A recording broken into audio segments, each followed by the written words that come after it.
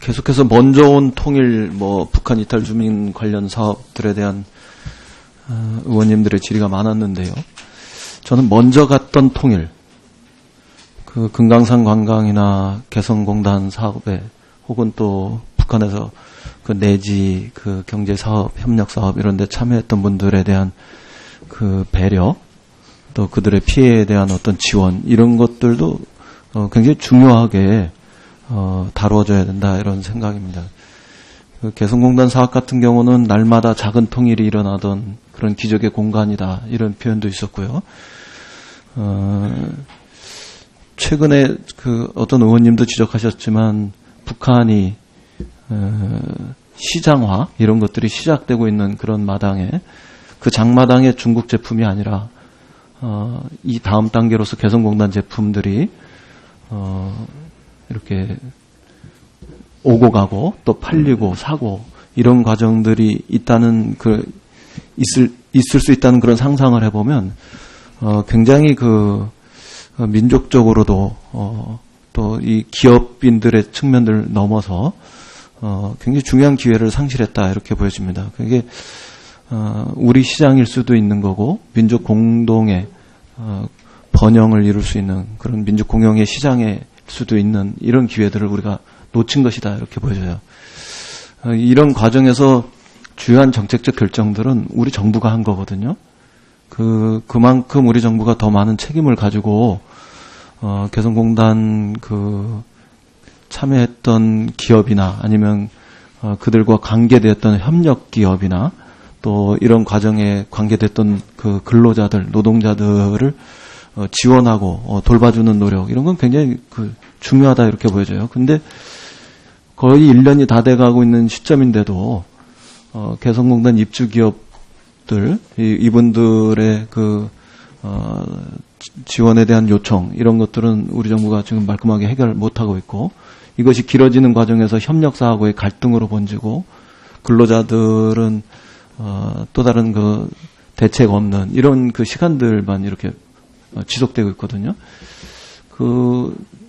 어느 정도 피해에 대한 지원들을 확대해서 이 마무리를 좀 해야 되지 않을까 싶은데요. 계속 이렇게 더 지원해달라, 더 지원할 수 없다, 이런 것을 반복해야 되는 건가요?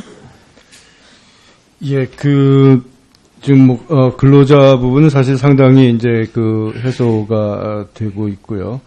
기업 관련돼서 그렇게 그냥 막연하게 해소가 됐다고 말씀하시면 기업 근로자분들은 저도 여러 번 만나 뵙고 했는데 저희가 이제 6개월치 월급에 상당한 그런 위로금들을 드리도록 돼 있고 지금 한 90% 이상 그것이 지금 이제 지원이 되고 있고요. 그래서 그런 부분들에 대해서는 그런 차원에서 말씀드린 거고요. 기업 부분도 그분들의 고용 문제가 해결됐단 말이에요, 지금? 아니, 고용 문제는 또 고용 문제 넘어갑시다. 예. 그건 기업 관련해서 확인하고 하는 걸 그렇게.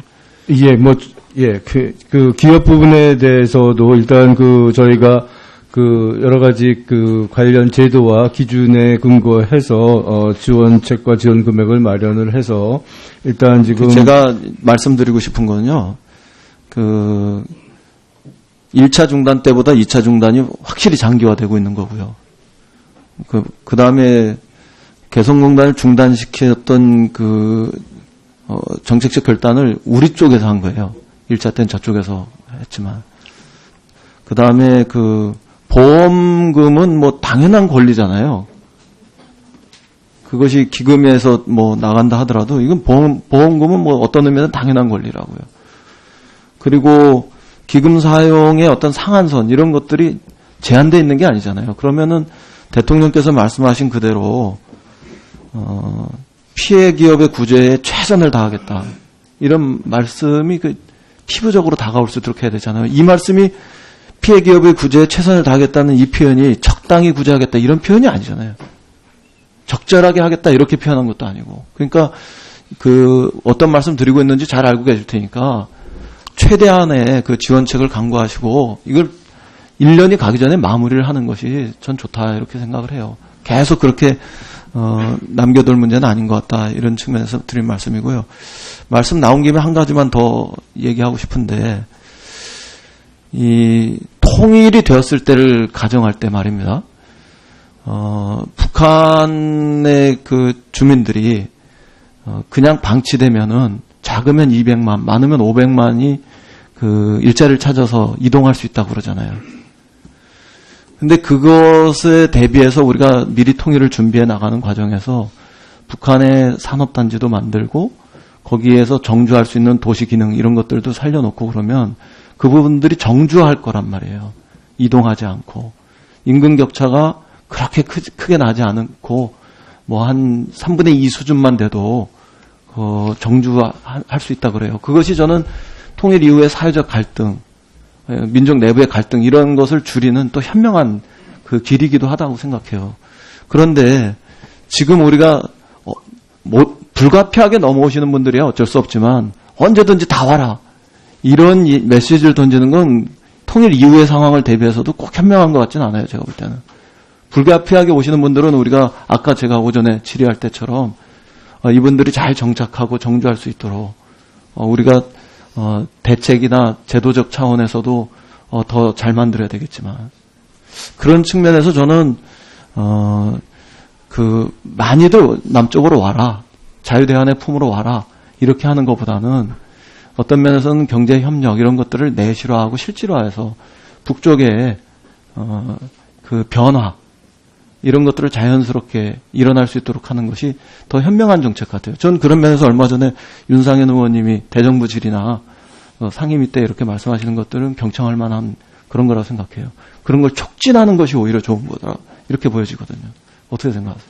예, 북한 변화를 일으키기 위한 방법에는 여러 가지가 있다고 생각을 하고요. 대통령께서는 지금 상황 속에서 여러 가지 우려와 또 우리가 해야 될 일 또 방향에 대해서 말씀하신 걸로 알고 있고 또 그것도 분명히 우리가 필요하고 추진해야 될 방향이라고 생각을 합니다. 그리고 개성공단 기업 관련해서는 의원님 말씀하신 추진 충분히 알고 있고요. 저희도 그것을 빨리 매듭을 지을 필요가 있다고 생각을 합니다. 다만 좀 과도한 요구가 있는 것도 있고요. 제가 다 설명을 드리지 않고 딱 한 가지만 잠깐만 기회를 주시면은 보험에 대해서 보험은 당연한 거라고 생각을 하는데 보험 든 사람한테 주는 건 당연한데 왜 보험제도가 생겼느냐. 개성공단 기업한테 왜 보험제도라는 제도를 주고 그것을 들게 했느냐. 다른 거와 달리 또 해외공단 위험지역 있는 곳에도 보험 줬지만 그보다 훨씬 높은 비율로 보험 제도를 준 것 자체가 그 리스크에 대해서 정부가 같이 부담하겠다는 의미가 있는 거고요. 그래서 그 차원에서 지금 그걸 기준으로 해서 지원을 해오고 있고요. 지금 그 지원이 마무리가 되면은 또 그 정부 기업들의 그런 여러 가지 애로사항에 계속 귀를 기울이고 있으니까 또 필요한 조치를 계속 협의해 나가도록 그렇게 하겠습니다. 네, 이인영 의원님 수고하셨습니다. 예, 보충 질의하세요. 추가 질의하십시오. 네.